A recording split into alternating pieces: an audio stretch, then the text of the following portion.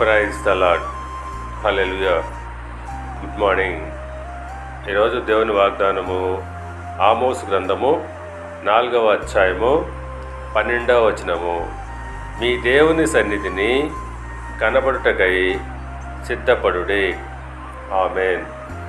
క్రీస్తునందు పిల్లరా, ఇక్కడ దేవుని సన్నిధి అనగా ఆయన ఎదుట కనబడుటకు సిద్ధం కండని దేవుడు సెలవిస్తున్నాడు. ఎందుకంటే ఆయన మన అపరాధములను తప్పులను క్షమించువాడై ఉంటున్నాడు. ఇశ్రాయేలీలు ఆయన మాటలు విధానాలు నిర్లక్ష్యం చేశారు. అందును బట్టి వారికి శిక్ష వచ్చి ఉన్నది.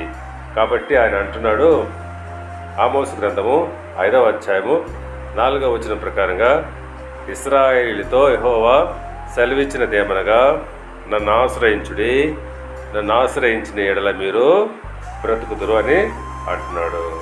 అవును, వారు యెహోవాను ఆశ్రయించినప్పుడు వారు బ్రతుకుదురని ఆయన అంటున్నాడు.